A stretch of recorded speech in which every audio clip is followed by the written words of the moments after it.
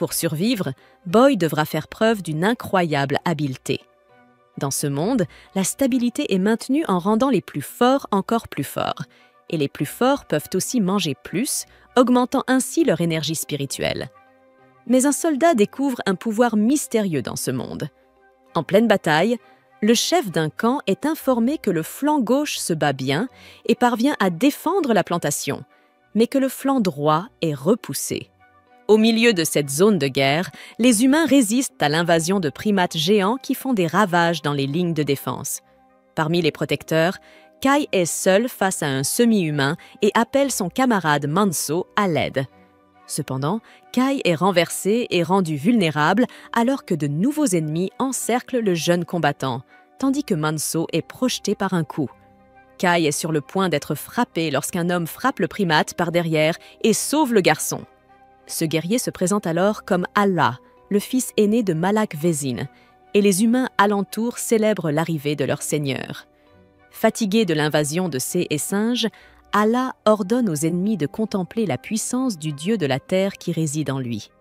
Instantanément, l'écusson divin s'active sur le visage du noble, preuve devant tous qu'il porte la bénédiction du dieu. Bientôt, les singes attaquent à nouveau, mais Allah coupe facilement le bras du premier et la tête du second. Dans leur langue, l'un des primates dit aux autres de reculer, tandis qu'il s'avance pour défier seul le guerrier béni. Ce singe est différent des autres car il porte également une crête divine qui rayonne sur son visage, ce qui devrait théoriquement équilibrer le combat. Sûr de lui, le semi-humain charge avec toute sa fureur, mais la vitesse d'Allah est inégalée. Grâce à son agilité, l'homme esquive un coup puissant tout en infligeant une coupure extrêmement profonde à son adversaire, mettant fin au combat plus tôt qu'on ne l'aurait imaginé. Ainsi, les habitants du village de Lag hissent leur drapeau et célèbrent la victoire, tandis que les singes restants s'enfuient suite à la mort de leur chef. Observant l'horrible chaos laissé sur le champ de bataille, Manso fait remarquer à Kai qu'ils ont survécu un jour de plus. Au milieu de tout cela, Allah extrait la pierre divine du chef ennemi pour s'en nourrir. Puis il ordonne à ses alliés de faire de même avec les pierres d'autres primates morts. En consommant la substance, le Seigneur est gratifié d'une aura rougeâtre autour de son corps. Manso casse une pierre divine et la partage avec ses camarades. Avant de la partager, il remercie la terre-mère et l'esprit du brave dieu de la terre qui leur a été transmis par leurs ancêtres. Au fur et à mesure que les soldats ingèrent la substance, ils sentent leur énergie spirituelle augmenter. Comme la consommation de la moelle d'une pierre divine augmente l'énergie spirituelle et rend plus fort, Kai veut en prendre davantage. Mais Manso l'avertit qu'il n'en sera rien, car ils ne sont que de simples soldats. Dans ce contexte, un guerrier informe le seigneur que les autres pierres seront livrées au château. Un combattant plus âgé, Maître Basco, explique à Manso et à Kai que la plupart de ces objets devraient aller aux porteurs de bénédiction, comme le seigneur Allah. Après tout, la stabilité est maintenue en rendant les plus forts encore plus forts. C'est ainsi que fonctionne ce monde.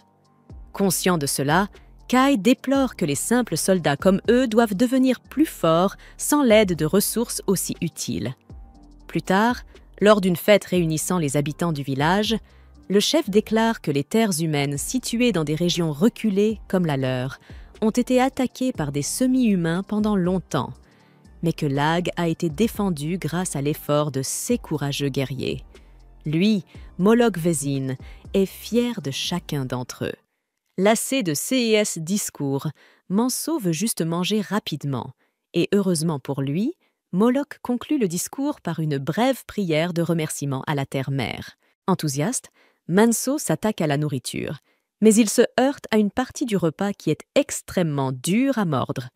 Autour de lui, un autre soldat attablé aimerait bien manger autant que ses camarades, puis un compagnon lui fait remarquer qu'il n'a qu'à travailler plus fort. Au passage, Kai fait remarquer que Manso a de la chance d'avoir plus de nourriture que lui, et l'ami lui répond qu'il n'est pas chef d'escouade pour rien. Sur ce, Kai promet de s'entraîner jusqu'à ce qu'il tombe raide et devienne plus fort pour un régime plus digne. Tenant sa promesse, le jeune guerrier s'entraîne avec sa lance au milieu de la nuit, mais finit par tomber sur le dos après avoir raté un pas. Décidément, la maigre nourriture qu'il reçoit ne suffit pas, car comme le disent nos grands-mères, un sac vide ne tient pas debout. Furieux, le garçon réclame une boule de riz. Manso arrive à ce moment précis et demande ce qu'est une boule de riz. L'ami explique que cela lui est venu à l'esprit et que, même s'il ne sait pas ce que c'est, il est sûr que cela doit avoir bon goût. Manso répond que le gamin pète parfois les plombs, ce avec quoi il est tout à fait d'accord, même s'il n'a aucune idée de la raison.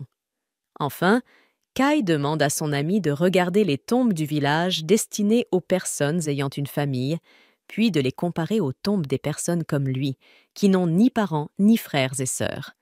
Ce ne sont que des brindilles et des pierres couvertes de vignes, car ces personnes n'ont personne pour pleurer leur mort. Le garçon pense donc qu'il est condamné à l'oubli. Pour être honnête, il a l'impression de n'avoir jamais vécu dans ce village depuis le début, ce qui crée un besoin de ne pas accepter cette réalité. Et c'est pourquoi le guerrier deviendra aussi fort que possible pour survivre. Pour cela, il doit manger le peu de nourriture disponible et s'entraîner plus dur que les autres. Mais cela ne suffit pas. Pour survivre, Kai a besoin de quelque chose qui l'aide à gagner des batailles, comme une compétence qui pourrait élever son statut à un autre niveau.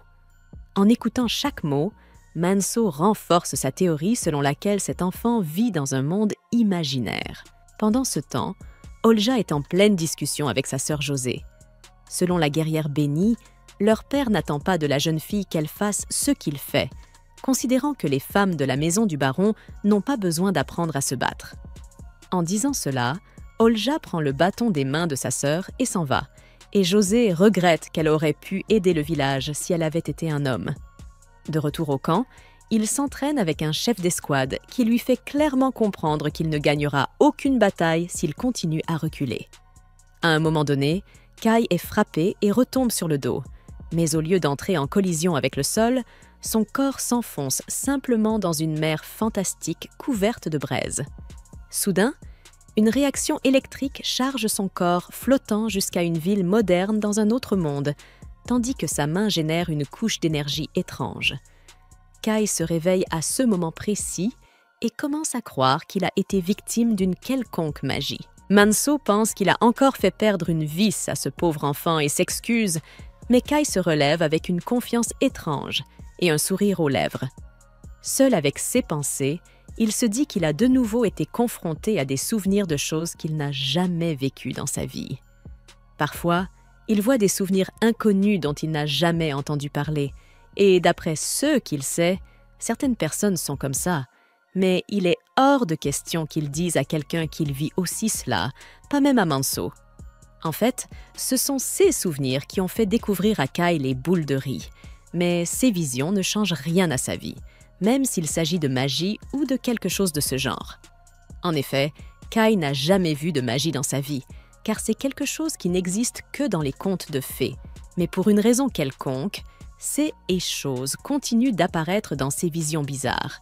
Si par hasard, il pouvait utiliser des sorts lors d'une bataille, ce ne serait pas plus mal. Plus tard dans la nuit, Moloch Vézine reçoit un message par l'intermédiaire d'un des aigles dressés du village. En entrant dans sa maison, il discute avec Ola d'une horde d'orques apparue dans la forêt à l'ouest, indiquant que la bataille se déroulera près de Villabania. La cérémonie d'alliance doit avoir lieu dans quelques jours. Villalag doit donc se dépêcher. Hier, c'étaient les singes, et maintenant les orques sont prêts à causer à nouveau des maux de tête. Moloch déplore que les soldats n'aient pas le temps de se reposer, mais son fils lui rappelle que c'est le devoir d'un soldat de marcher et de verser du sang pour défendre sa terre sans se poser de questions. Le chef affirme néanmoins que tous les villageois sont les enfants de Moloch. Incapable de dormir, Kai commente l'absurdité de produire des flammes avec sa main. Dans le lit à côté de lui, Manso veut comprendre quel voyage il est en train de faire, et Kai explique qu'il pensait à quelque chose comme un rêve éveillé. Manso dit que ce n'est peut-être pas un rêve, car il y a eu une fois un moine voyageur qui, sans signe de feu dans un endroit complètement sombre, a levé son doigt et a invoqué des flammes, l'utilisant comme s'il s'agissait d'une lumière. Impressionné, Kai demande si c'est bien vrai, et son ami lui répond que ce n'est qu'une histoire qu'il a entendue un jour. Le lendemain, Le jeune rêveur quitte le dortoir tôt le matin et réfléchit à ce qu'il a entendu avant de s'endormir. Peut-être que, pour une raison ou une autre, il pourrait aussi tirer du feu de ses doigts si cette chose magique utilise un pouvoir magique. Si c'est le Xia, d'après ce que l'on sait, cette activité est obtenue en rassemblant la puissance mystérieuse qui existe dans le monde, et le monde dans lequel vit Kai est également constitué d'une puissance mystérieuse. L'énergie spirituelle est présente dans chaque personne et augmente lorsqu'elle mange des pierres divines. Si une bonne quantité de cette énergie est rassemblée, le garçon pourra peut-être être surpris par quelque chose de spécial. Pour vérifier sa théorie, Kai se rend d'abord dans la plantation située à l'arrière du dortoir et tente d'invoquer du feu avec son doigt par une commande vocale, mais rien ne se passe. Ensuite, il tient son poignet avec l'autre main et concentre tout son esprit sur le doigt. Mais il semble que le simple désir ne suffise pas. La question est de savoir comment il peut rassembler l'énergie spirituelle. Considérant que cette énergie se trouve probablement à l'intérieur de sa poitrine, Kai concentre son esprit pour sentir cette zone de son corps et ressent une sorte de chaleur à l'endroit où sa pierre divine est censée se trouver. Se laissant emporter par cette chaleur, il pointe à nouveau son doigt vers l'avant pour tenter de tirer du feu, mais avec la force qu'il déployait, il était plus facile de lâcher sa crosse. Au milieu de tout cela, une légion d'orques marche vers l'ouest, laissant sur son passage une traînée de cadavres humains jusqu'à atteindre les environs de Villalag. Sans tarder, Maître Basco apprend par un message du baron de Villabania que l'espèce ennemie observe leurs mouvements depuis la forêt.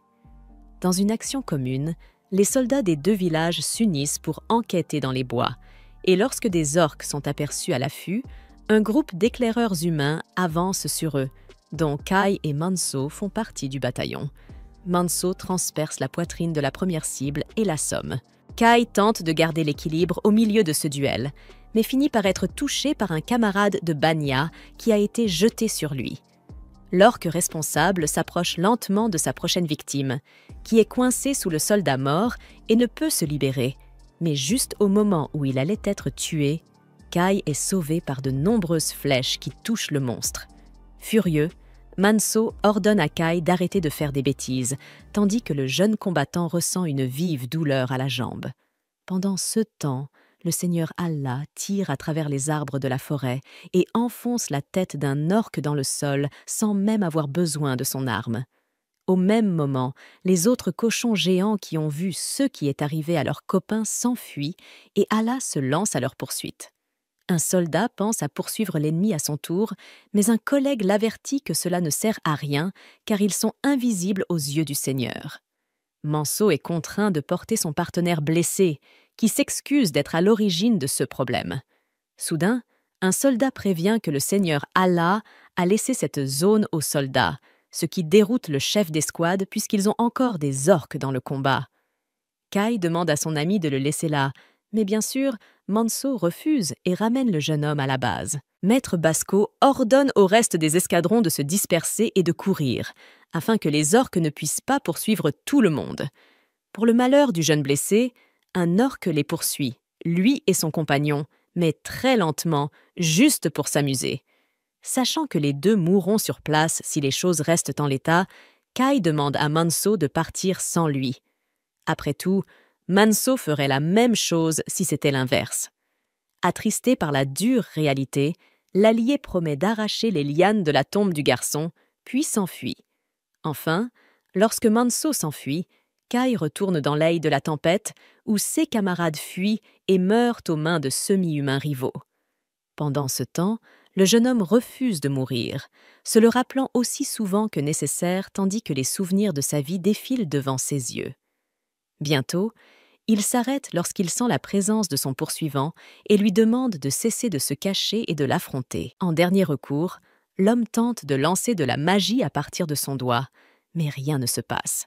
Soudain, une machette vole vers le garçon, lui tranchant l'épaule et faisant jaillir de légères étincelles de son index. L'orque qui a lancé la machette se jette sur le garçon et l'agrippe fermement au cou. Mais Kai continue de refuser de mourir, ne voulant pas que son énergie spirituelle s'éteigne dans cet endroit. La poitrine du garçon se met alors à brûler si intensément qu'elle provoque des étincelles un peu plus fortes sur son doigt. Kai pointe son doigt vers l'ennemi et ordonne à la magie de feu d'apparaître. Et c'est exactement ce qui se passe. Une couche de flamme jaillit sur le visage du cochon géant avec une telle intensité qu'elle oblige la brute à relâcher l'humain. Finalement, l'orque tente de rejoindre le combat, mais succombe à ses blessures et tombe. En regardant ce qui s'est passé, encore stupéfait, Kai est fier de lui, bien qu'il ne puisse pas contrôler le feu qui recouvre encore sa main et brûle son corps. Pour ne rien arranger, il s'effondre sur le sol sans savoir pourquoi, et un frisson commence à s'emparer de son corps, comme si sa vie s'épuisait à force d'avoir utilisé trop d'énergie spirituelle. Cela fait penser à Kai qu'il pourrait mourir sur place. Mais puisqu'il a réussi à allumer le feu, il imagine qu'il pourrait aussi éteindre ce qui reste sur son doigt, peut-être avec de l'eau. De plus, cela lui rappelle que l'énergie spirituelle coule comme l'eau et qu'il faut fermer la porte imaginaire pour endiguer le flux. Comme si cela ne suffisait pas, l'orque parvient à se lever et se lance à la poursuite du garçon. Face à cette pression de vie ou de mort, Kai ferme les portes de son esprit et arrête le flux d'eau qui entretient la flamme sur son doigt. Cependant, encore faible, le garçon est emporté par le cochon sans pouvoir réagir. Bien qu'il puisse à peine voir à cause de ses blessures, l'orque emmène sa victime vers une falaise pour le tuer comme il le mérite, mais comme il allait mourir de toute façon, Kai prend un dernier souffle et entaille le ventre de son adversaire avec son couteau. Dans ce mouvement, tous deux tombent de la falaise et plongent dans l'eau qui les attend en contrebas. Le jeune homme émerge de l'eau vivant et aperçoit son ennemi apparemment mort à ses côtés. Kai s'approche et extrait le noyau pour le digérer, car il est à court d'énergie spirituelle et ne pourra pas repartir sans retrouver ses forces. Après avoir consommé le liquide, le jeune guerrier marche jusqu'à un arbre et se repose à ses racines, réalisant que c'était la première fois qu'il mangeait une pierre divine entière. Malgré cela, la blessure à son épaule est trop profonde et l'hémorragie ne s'arrête pas, poussant Kai à croire que c'est peut-être la fin pour lui. À l'approche de la mort, il observe le magnifique paysage autour de lui et se dit qu'il quittera ce monde heureux d'avoir eu le privilège de contempler une telle beauté dans son dernier souffle, bien qu'il n'ait jamais souhaité mourir si jeune. Quoi qu'il en soit, le garçon s'évanouit, complètement vidé de ses forces. La nuit tombée, les soldats se rassemblent après la bataille. L'un d'eux demande à Manso où est la recrue qui était avec lui, mais en voyant la réaction silencieuse du chef d'escouade, il préfère abandonner le sujet, sachant que de telles pertes sont malheureusement courantes. De nombreuses heures plus tard, alors que le soleil se lève à l'horizon, Kai est réveillé par son éclat radieux après avoir perdu connaissance toute la nuit. Il était certain d'être mort, mais pour une raison inconnue, sa blessure à l'épaule était guérie et ne lui faisait plus mal. Le guerrier soupçonne la pierre spirituelle de l'orgue d'en être la cause, mais il trouve étrange de guérir après seulement une nuit de sommeil. En regardant de plus près l'arbre contre lequel il s'était adossé pour dormir, il remarque que les lianes enroulées autour du tronc lui semblaient étrangement familières, sans qu'il sache pourquoi. Il aperçoit alors quelque chose gravé dans le bois. Il lance un sort de feu pour mieux voir à travers les plantes. À sa grande surprise, le sort est si puissant qu'il est projeté à une grande distance, et en regardant son reflet dans l'eau après sa chute, le garçon découvre son visage marqué par un emblème divin, la marque des bénis. Soudain, l'emblème disparaît, et Kai retourne à l'arbre pour tenter de déchiffrer ce qui était écrit, mais il n'avait jamais vu de telles lettres auparavant. Ne comprenant pas comment son visage avait porté un emblème divin, il court vers un tas de rochers effondrés pour s'enfuir, mais en grimpant, son emblème réapparaît, et la force qu'il en tire brise l'un des rochers qu'il utilisait pour escalader. De retour sur le sable, il ramasse un autre rocher pour s'assurer que c'était bien lui qui l'avait brisé de ses propres mains. Au milieu de tout cela, une voix dans son esprit prononce le mot « Va », poussant Kai à escalader la falaise en effectuant des sauts incroyablement hauts. Incrédule devant ce qu'il vient d'accomplir, il atteint la forêt et regarde en contrebas l'arbre mystérieux qui semble avoir éveillé quelque chose en lui. En s'enfonçant plus profondément dans la forêt, Kai pense que le pouvoir qu'il a acquis est encore plus incroyable qu'il ne l'imaginait. Mais il se demande si cela pourrait vraiment être une bénédiction divine. Quoi qu'il en soit, s'il est réellement béni, il se réjouit à l'idée de pouvoir manger autant de pierres spirituelles qu'il le souhaite, mais un autre doute l'envahit. Peut-être n'est-il pas béni, malgré l'emblème divin sur son visage. Quoi qu'il en soit, il juge préférable de garder ce secret pour lui, du moins pour l'instant. Quelques heures plus tard, Manso accomplit son devoir avec une expression triste, mais il se détend et sourit bientôt en voyant Kai sortir de la forêt. Le lendemain, malgré sa disparition et la grave blessure qu'il avait subie, le jeune homme est de retour au travail comme si de rien n'était. Inquiet, certains collègues s'approchent de Kai et lui demandent jusqu'où il compte labourer les terres tout seul. En regardant autour de lui, le garçon réalise qu'il a presque complètement labouré le champ par lui-même, chose humainement impossible, du moins en théorie, du moins en regardant son reflet dans l'eau d'un seau. Il remarque que son emblème n'est pas apparu, malgré tous ses efforts. Pendant la pause, les gens pensent que quelque chose ne tourne pas rond chez ce garçon, alors il justifie sa force en expliquant qu'il a mangé des pierres divines jusqu'à satiété. Lors de la bataille au village de Banya, un groupe d'orgues avait été tué dans la forêt, et Kai affirme en avoir mangé 10 ou 20, car il était blessé et affamé. Manso croit son histoire et se souvient avoir entendu parler de quelqu'un qui avait énormément évolué après avoir consommé plusieurs de ces pierres. Ainsi, il se pourrait que ce gamin ait vraiment gravi les échelons du jour au lendemain. Pendant ce temps, une femme remarque qu'Elsa observe les hommes du regard et lui demande si quelque chose là-bas a attiré son intérêt.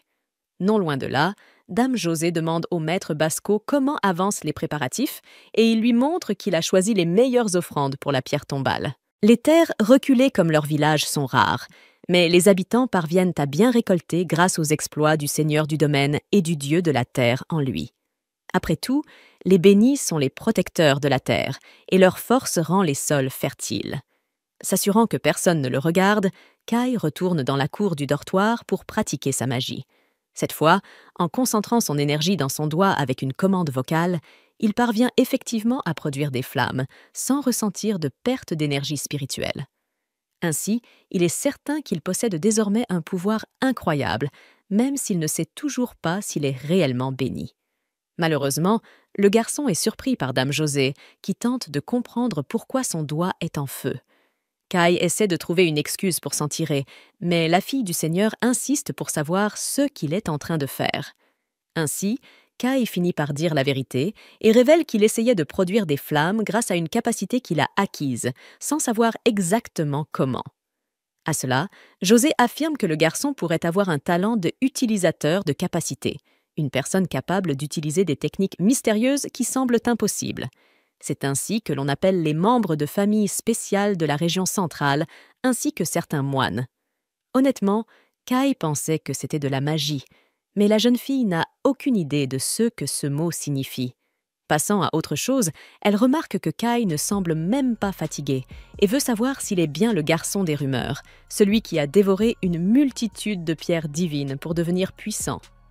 Lorsqu'il le confirme, elle observe que le garçon semble encore intact parce qu'il possède bien plus d'énergie spirituelle que la normale. Il pourrait donc être plus fort dans tous les domaines. Avec cette idée en tête, Dame José décrète que Kai s'entraînera avec elle. Sans attendre, ils commencent un combat d'entraînement dès le début. Sous la pression de son adversaire, Kai réalise la puissance qu'une bénédiction peut conférer à une personne.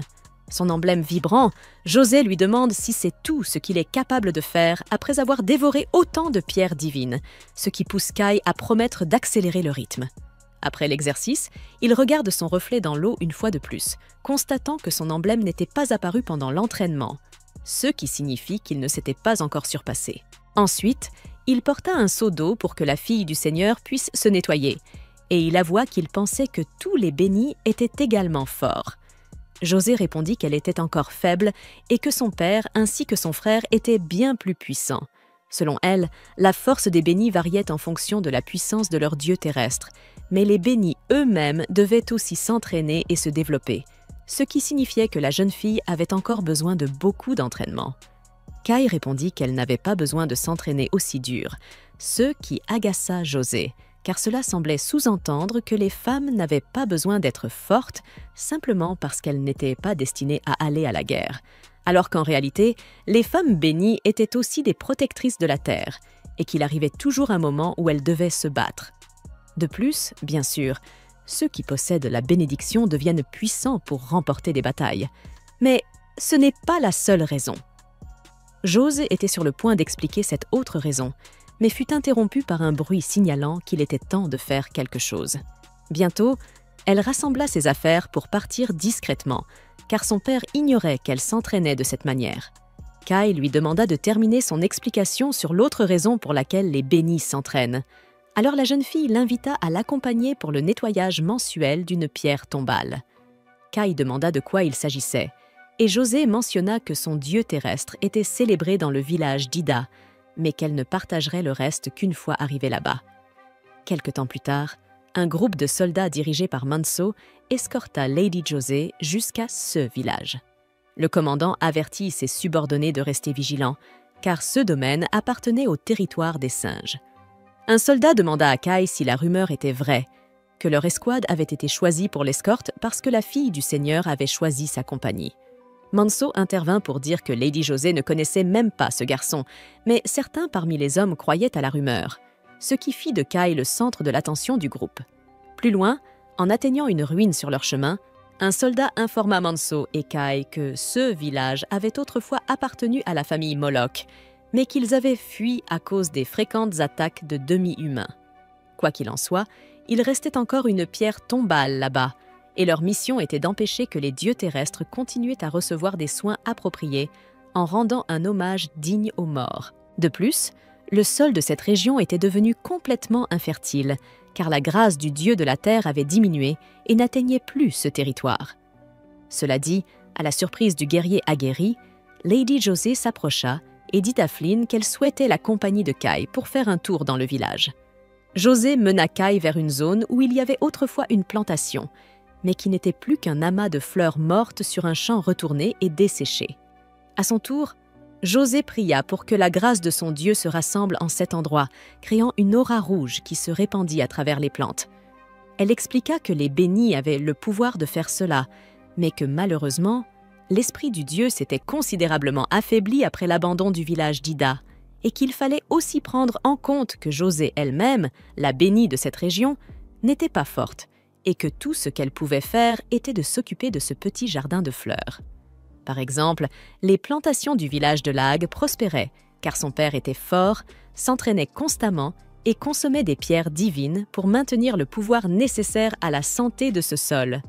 Plus le béni de cette terre est fort, plus la terre devient fertile, et plus la terre devient fertile, plus le Dieu devient puissant. En résumé, comme l'avait dit José, les bénis ne s'entraînent pas seulement pour combattre, mais aussi pour honorer le pouvoir de leur Dieu. Non loin de là, un soldat revint d'un passage souterrain et confirma qu'il n'y avait rien d'inhabituel à l'intérieur. Flynn ordonna à l'escouade One de rester sur place pour protéger la zone, tandis que le reste descendrait avec Lady José. Un jour, dans les profondeurs du passage souterrain, Kai rencontra la pierre tombale du dieu de la terre et remarqua que la même inscription figurait aussi sur la pierre de la vallée, ce qui lui fit penser que celle-ci était également une tombe d'un dieu. Bientôt, le garçon découvrit qu'il pouvait lire ce qui était écrit s'il touchait la tombe. Il y était inscrit « Astérisque moi Eidolon, suis ton serviteur. Je sers le dieu de l'Agdolacta. » Ensuite, il se déplaça de l'autre côté de la pierre tombale pour essayer de lire, mais cette fois, il n'y parvint pas.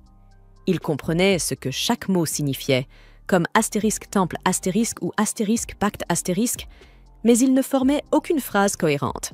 José lui demanda pourquoi ce fou parlait tout seul, et distrait, Kai finit par regarder l'encolure de la jeune fille, ce qui le rendit encore plus étrange qu'il ne l'était déjà. Autour de la ruine, 2 singes s'approchèrent de la zone et remarquèrent les mouvements des humains. À l'intérieur du passage souterrain, Kai confia qu'il ne savait pas que José s'entraînait pour devenir forte pour le village d'Eda, et elle partagea qu'elle avait l'intention, un jour, de reconstruire ce village. Après tout, elle avait reçu la protection d'Eidolon, le dieu de la terre du village d'Eda, ce qui la rendait responsable de cet endroit. Ainsi, la jeune femme promit de devenir suffisamment forte pour cultiver toutes sortes de plantes et faire fleurir les fleurs qu'elle aimait tant dans ce village, afin que beaucoup de personnes viennent y vivre. En écoutant son discours, certains soldats autour d'eux s'enthousiasmèrent à l'idée d'accompagner la dame dans sa mission, tandis que Kai réfléchissait au fait qu'un béni avait une responsabilité envers la terre, les dieux et les gens. Lui, en revanche, n'avait ni terre, ni dieu, ni responsabilité. À ce moment-là, un guerrier alerta les présents qu'une menace rôdait à l'extérieur. Dehors, Flynn ordonna à Manso d'envoyer son escouade escorter Lady José et de s'échapper par l'avant, tandis que certains hommes jetaient du sable sur la tombe pour la dissimuler rapidement. Quant aux autres soldats, ils devaient attaquer l'ennemi par l'arrière. José s'approcha avec une lance et annonça qu'elle se joindrait au combat. Mais Flynn lui rappela son importance. Elle devait donc retourner saine et sauve au village de Lag. De plus, José n'avait aucune expérience du combat. En entendant cela, la jeune fille fut blessée par ces paroles, mais il n'y avait pas de temps à perdre, alors Manso l'accompagna vers un lieu sûr. 2 singes s'approchèrent de la ruine et l'un d'eux lança une pierre sur un soldat qui se protégeait derrière un mur brisé. L'escouade de Manso courait en tête avec la fille du seigneur, mais l'autre singe du duo les rattrapa et piétina même le jardin de fleurs que José tentait de cultiver. Extrêmement nerveuse à cette vue, la jeune fille se plaça devant les autres et pointa sa lance vers l'ennemi. Pour aggraver la situation, un autre singe géant apparut soudainement, mais José ne flancha pas et se présenta comme la fille de Moloch Vézine, affirmant que le pouvoir du dieu de la terre résidait dans son corps. De même, l'adversaire ne recula pas. Alors, voyant que le singe s'apprêtait à frapper la jeune femme avec sa hache, Kai la poussa en arrière et transperça la poitrine du singe avec sa lance. Ensuite, le garçon ramassa l'arme du simien au sol et courut vers le suivant, lui portant un coup de lance dans la poitrine. Cependant, le singe resta debout, repoussa la lance de l'humain, sauta et planta sa hache dans l'épaule de son adversaire, puis un poignard dans son dos. À partir de ce moment, Lady José aperçut l'emblème divin sur le visage du jeune soldat. José se fait alors gronder par Aura, qui lui dit que les femmes n'ont pas besoin d'apprendre à se battre. Ce qui compte, c'est que tu sois en sécurité. Plus important encore, assurez-vous que la zone soit patrouillée. Le chef du village demande à José si elle témoigne vraiment en faveur d'une nouvelle recrue capable de vaincre un macaque à lui seul. Il est enthousiaste à l'idée de voir ce que Kai fera à l'avenir. Pendant ce temps, les autres villageois sont également très intéressés de savoir comment Kai a tué un macaque. Ils ont également entendu de la part d'Akiza et des autres qu'apparemment, il était assez amical avec Lady José. Avec autant de questions auxquelles Kai ne sait pas comment répondre, heureusement, Manso vient pour les disperser. Les femmes du village pensent que le fait que Kai ait mangé toutes ces pierres divines pourrait faire de lui l'élu promis. Une femme conseille à Elsa de le revendiquer rapidement. Sinon, une autre femme te devancera. Elsa explique que sa relation avec Kai n'est pas comme elle le pense. Lady José vient trouver Kai, attirant l'attention de tout le monde. Elle remercie Kai de l'avoir sauvé. Lady José, l'air sérieux, dit à Kai qu'elle n'a pas encore correctement répondu à son geste. Elle baisse légèrement la tête et dit sincèrement « Du fond du cœur, merci ». José évoque le fait qu'elle a vu une crête divine sur lui. Kai rit maladroitement et l'admet. José admet ensuite que lorsqu'elle a affronté l'ennemi, elle est restée paralysée par la peur. Elle a réalisé que la force seule ne suffit pas. Il faut aussi avoir le cœur et la compétence pour l'utiliser correctement. Déterminée, José déclare qu'à partir de demain, elle s'entraînera plus dur que jamais. « Je m'entraînerai tous les jours et j'espère que tu t'entraîneras avec moi. » Kai est surpris, mais il accepte. De loin, quelques villageois chuchotent. Pourquoi Lady José est-elle aussi bruyante avec Kai? Une autre personne râle. « Je suis jaloux. » Alors que Kai fendait du bois, Elsa lui apporta de l'eau, disant que tout le monde lui avait demandé de la lui amener. « Merci, j'avais vraiment soif, » dit Kai en prenant une gorgée. Une dame demanda à Elsa de l'aider à faire quelque chose. Manso apparaît et taquine Kai. On dirait que l'amour est dans l'air. Kai s'agite et explique que ce n'est pas ce qu'il croit. Soudain, Kai entend un étrange chant d'oiseau. Le son lui semble familier. Il l'a déjà entendu dans la vallée. Il aimerait pouvoir y retourner. Cette nuit-là, alors que tout le monde dort, Kai se faufile dehors. Il saute facilement par-dessus le haut mur et est surpris de lui-même car il court très vite. C'est comme s'il était devenu le vent. Il saute dans la vallée, tombant dans l'eau avec un air excité sur le visage. Kai voit l'oiseau et dit « C'est vraiment toi. C'est toi qui as appelé tout à l'heure, n'est-ce pas? Il arrive à la pierre où sont gravés les anciens caractères. Il essaie de lire une ancienne stèle, mais n'y parvient pas. Il remercie la pierre de l'avoir sauvé et de lui avoir accordé sa protection. Il utilise une serviette pour essuyer la poussière sur la pierre. Puis il continue de se déplacer dans la vallée.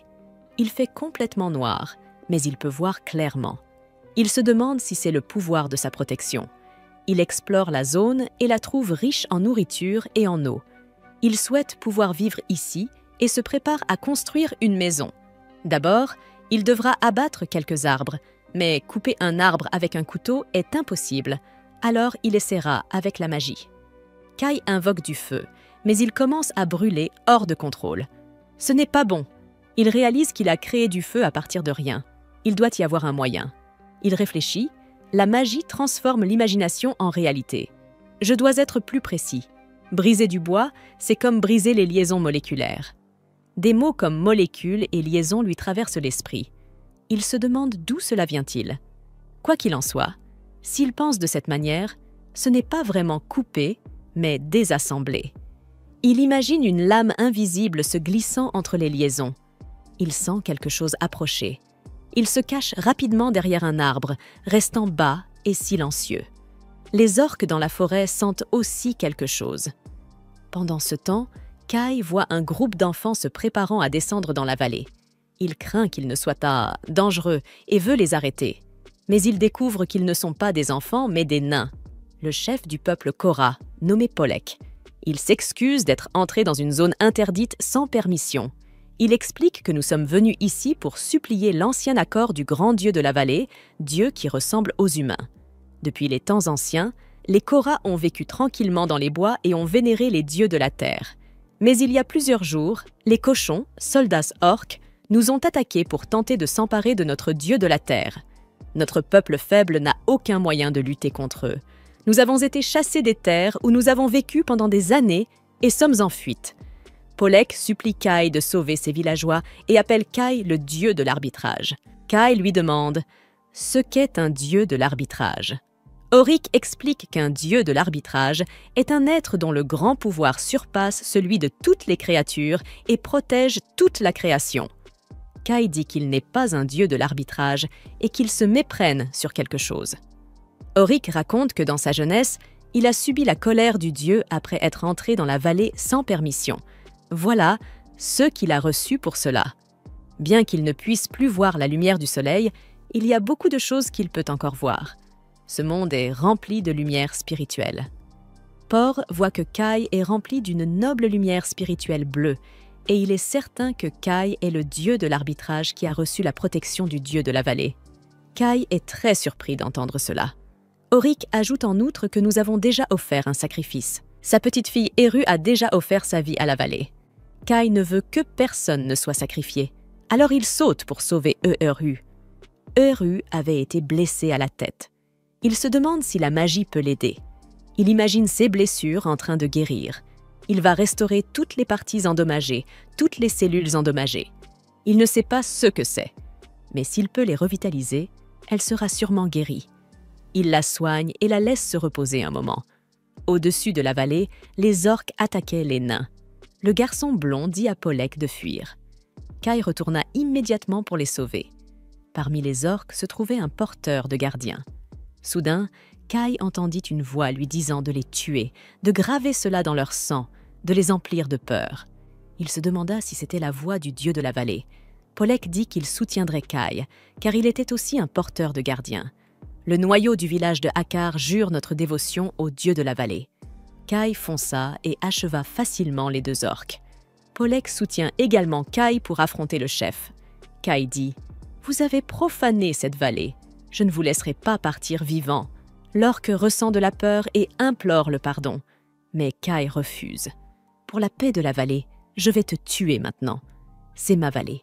Il n'y a pas d'autre choix. L'orque doit se battre.